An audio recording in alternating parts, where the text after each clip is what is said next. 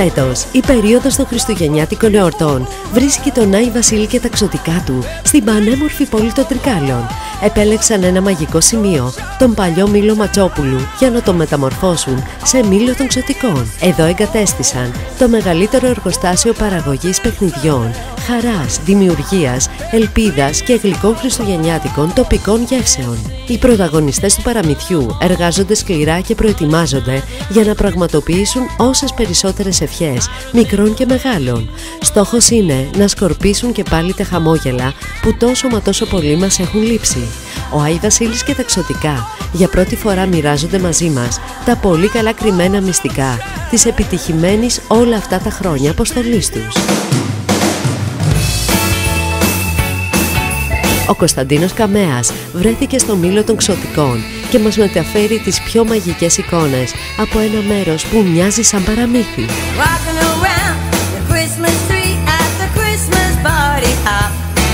Γεια σου Γρηγόρη, σε ευχαριστώ για την πολύ ωραία υποδοχή εδώ στον Μήλο των Ξωτικών. Η υποδοχή θα γίνει μέσα η πολύ ωραία. Εδώ είναι το τυπικό μέρος. Θα ήθελα έτσι με την ευκαιρία της παρουσίας σου εδώ και της εκπομπής να έχουμε την ευκαιρία να δείξουμε στον κόσμο της Θεσσαλίας τι είναι ο Μήλος των Ξωτικών. Σε προσκαλώ λοιπόν εσένα και όλους τους τηλεθεατές σου σε μια ξενάγηση διαφορετική, χριστουγεννιάτικη, παραμυθένια, και αυτό αποτελεί και πρόσκληση για όλους τους τηλεθεατές. Τέλεια, νομίζω πως θα περάσουμε μοναδικά και θα δείξουμε πολύ εντυπωσιακές εικόνες σε όλους τους τηλεθεατές. Να ξεκινήσουμε αυτό το ωραίο ταξίδι στον υπέροχο Μήλο των Ξωτικών. Να ξεκινήσουμε. Άντε λοιπόν.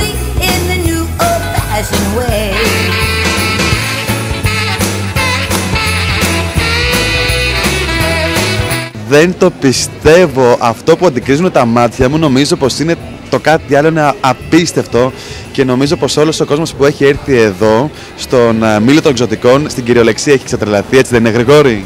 Οι εντυπώσεις που παίρνουμε από τους επισκέπτες μας θα λέγαμε ότι είναι έτσι με πολύ ενθουσιασμό, εντυπωσιακές θα λέγαμε είναι οι κριτικές, εντυπωσιακά καλές. Αυτό μας χαροποιεί ιδιαίτερα γιατί ξεκίνησε μια μεγάλη προσπάθεια εδώ και πολύ καιρό και ίσως ήρθε η ώρα να δικαιωθεί αυτή η προσπάθεια από τον Δήμο Τρικαίων, από το Επιμελητήριο και από την Ιτρίκαλα και βεβαίως από τους εκατοντάδες εθελοντές πολίτες των Τρικάλων. Λοιπόν, εδώ βρισκόμαστε, πού ακριβώς? Είμαστε στο κεντρικό εργοστάσιο του Άι Βασίλη. Πρέπει να πούμε ότι ο Μήλος των Ξωτικών δεν είναι ένα κλασικό χωριό του Άι Βασίλη όπως έχουμε συνηθίσει να βλέπουμε στις διάφορες πόλεις που κάνουν μια χριστουγεννιάτικη γιορτή.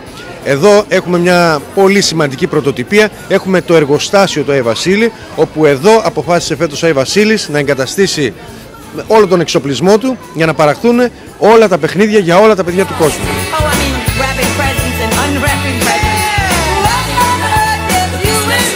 Έχετε αξιοποιήσει και τις παλιές μηχανές του Μήλου έτσι ώστε να ταιριάζει απόλυτα με το όλο σκηνικό που έχετε στήσει. Όχι εμείς. Ο Άι Βασίλης έφερε τα ξωτικά του. Με τον δικό τους τρόπο μετατρέψανε τις παλιές μηχανές του Μήλου, που είναι τεράστιες και πολύ εντυπωσιακές, τις μετατρέψανε σε παιχνιδομηχανές και η κάθε παιχνιδομηχανή ουσιαστικά παράγει ένα διαφορετικό παιχνίδι. Μία μόνο είναι η παιχνιδομηχανή που είναι χαλασμένη. Και υπάρχει ένας συγκεκριμένος λόγος που είναι χαλασμένη αυτή η παιχνιδομηχανή. Παράγει πολεμικά παιχνίδια.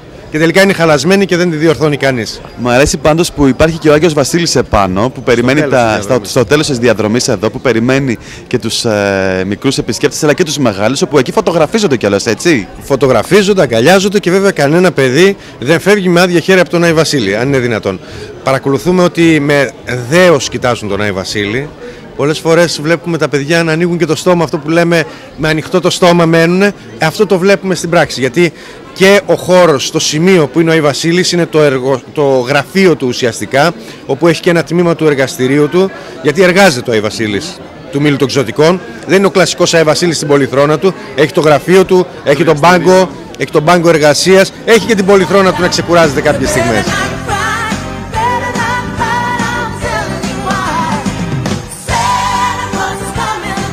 Γεια σου Άγιο Βασίλη. Γεια σου. Δεν ξέρω τώρα τι θα πρέπει να σου ζητήσω εγώ, να σου πω την αλήθεια, γιατί νομίζω πως τα έχω όλα. Αλλά μήπως να κάνουμε μια ωραία ευχή για τα παιδιά που έχουν πραγματικά ανάγκη αυτές τις ημέρες? Φυσικά η καλύτερη ευχή που θα μπορούσαμε να κάνουμε για όλα τα παιδιά του κόσμου είναι υγεία πάνω απ' όλα. Τα παιδιά να μπορούν να παίζουν και να μην εργάζονται πάνω απ' όλα. Τα παιδιά να είναι χαρούμενα, να μπορούν να παίζουν με τα άλλα παιδιά και πάνω απ' όλα να έχουν χώρους για αυτά τα πράγματα.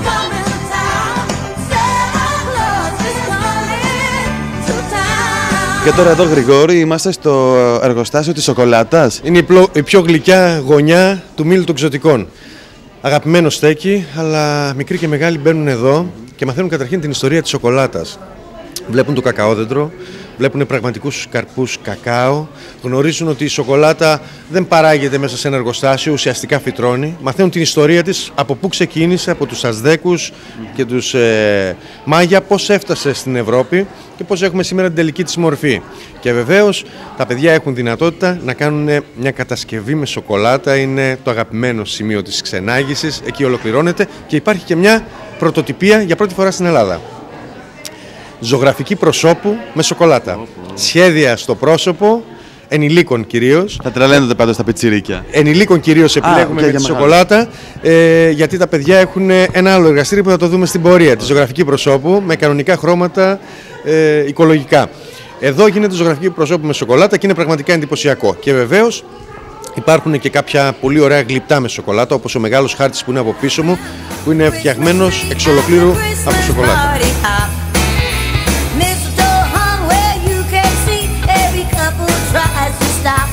Συνεχίζουμε αυτή την ωραία διαδρομή στον μήλο των Ξωτικών και τώρα είμαστε εδώ που ακριβώς, Γρηγόρη? Στο εργαστήριο ανακύκλωσης παιχνιδιών.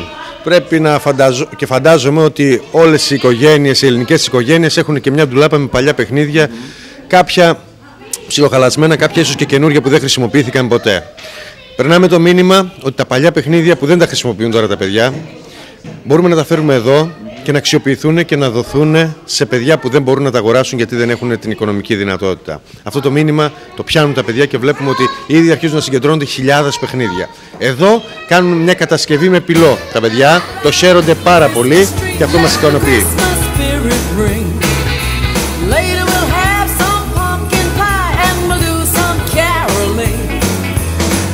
Δεν γίνεται να υπάρχει μήλος των Ξωτικών και φυσικά είμαστε στην καρδιά του χειμώνα και να μην υπάρχει παγοδρόμιο, Γρηγόρη, έτσι. Έτσι, είναι διασκεδαστικό, είναι θα λέγαμε το παιχνίδι των εφήβων, αλλά σίγουρα είναι αυτό που ανεβάζει την αδρεναλίνη, γέλια, τσιρίδες, χαρούμενες φωνούλες, το διασκεδάζουν πολύ. Το παγοδρόμιο του μήλου των Ξωτικών είναι ένα πανέμορφο παγοδρόμιο και τους θαραλέους τους προσκαλούμε. Πάντως η αλήθεια είναι πως όποιος και να έρθει εδώ πέρα, κυρίως ενήλικες, στην κυριολεξία θα νιώσει μικρό παιδί. Υπάρχει μια μαγεία στο χώρο. Αυτή τη μαγεία θέλουμε να την βγάλουμε, να περάσει και να αγγίξει τον κάθε επισκέπτη. Σε έναν βαθμό τα καταφέρουμε και χαιρόμαστε πολύ γι' αυτό. Τέλεια, πάρα πολύ όμορφα.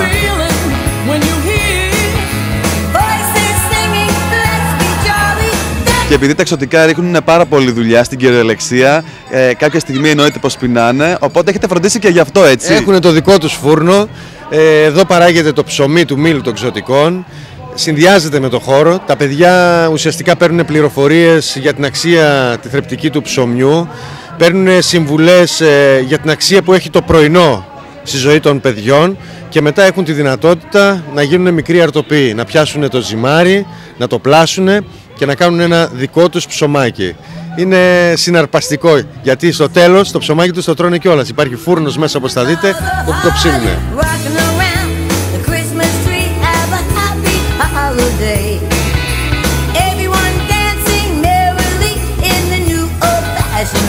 Και εδώ είμαστε τώρα στην ζωγραφική προσώπου. Σε έναν χώρο που είναι διακοσμημένος σαν βεστιάριο θεάτρου, με στολές, όπως όλοι οι καλλιτέχνες πριν βγουν για παράσταση περνάνε από το μακιγιάζ, έτσι και οι μικροί επισκέπτες του μήλου είναι οι μικροί καλλιτέχνες που έρχονται εδώ και περνάνε από το δικό τους μακιγιάζ. Μεταμορφώνονται ουσιαστικά, χρώματα, γλιτεράκια, πολύ τέχνη από τα παιδιά που δουλεύουν εδώ και τα χριστουγεννιάτικα σχέδια αλλάζουν όλο το τοπίο σε ολόκληρο το μήλο με τα πολύχρωμα χαμόγελά τους. Είναι πάντως όντως πάρα πολύ θεατρικό. Βλέπω παπουτσάκια που έντε εδώ, μάσκες, πολλά χρώματα. Είναι πολύ ωραίος ο χώρος, πολύ εντυπωσιακός. Ναι, θέλαμε να δώσουμε έτσι αυτό τις μαγείες που μπορεί να βγάζει το θεατρικό, μια θεατρική παράσταση.